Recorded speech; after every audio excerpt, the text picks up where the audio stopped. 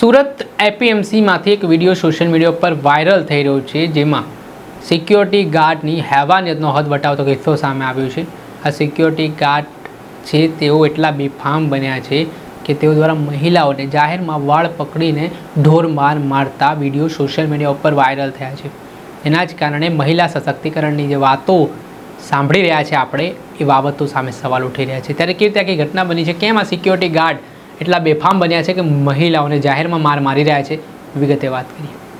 વૈષ્ણવજન તો તેને કહીએ જે પીડ પરાઈ જાનાને રે।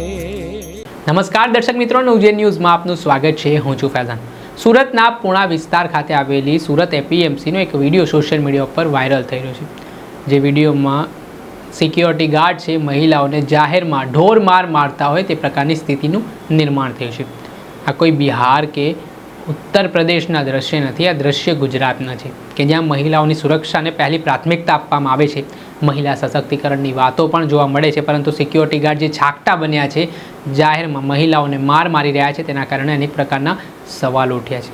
ત્યારે આ મામલાને લઈને અમે સ્થાનિક પોલીસ સ્ટેશનના પોલીસ ઇન્સ્પેક્ટર સાથે પણ વાતચીત કરી। તે વાતચીતમાં પોલીસ ઇન્સ્પેક્ટરે જણાવ્યું કે 6 તારીખની આસપાસનો આ બનાવ સામે આવ્યો છે, જેમાં હાલ તેનો વિડીયો સોશિયલ મીડિયા ઉપર વાયરલ થઈ રહ્યો છે।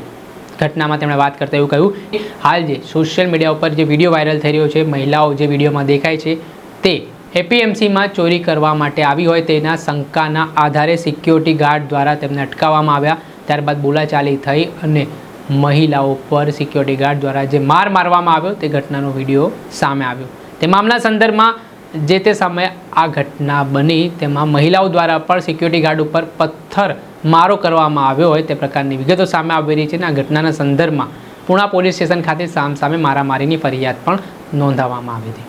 આ ઘટનાનો વિડીયો હાલ સોશિયલ મીડિયા ઉપર વાયરલ થઈ રહ્યો છે અને આ મામલે પોલીસે કાર્યવાહી કરી હોવાની વિગતો કહેવાઈ રહી છે, પરંતુ જે ઘટના સામે આવી છે, મહિલાઓના જાહેરમાં વાળ પકડીને લાકડીઓ વડે જે મારવાનો વિડીયો સામે આવ્યો છે અને બીજી તરફ સિક્યોરિટી ગાર્ડ પણ ઈજાગ્રસ્ત જોવા મળી રહ્યા છે, તેને લઈને અનેક પ્રકારના સવાલ ઉઠ્યા છે અને હાલ તો આ મામલે ગુનો પણ નોંધાયો છે અને કાર્યવાહી પણ થઈ છે। દર્શક મિત્રો, નવજીવન ન્યૂઝને આપ લાઈક કરી લો, સબસ્ક્રાઇબ કરી લો અને શેર કરવાનું ભૂલતા નહીં। વૈષ્ણવજન તો તેને કહીએ જે પીડ પરાઈ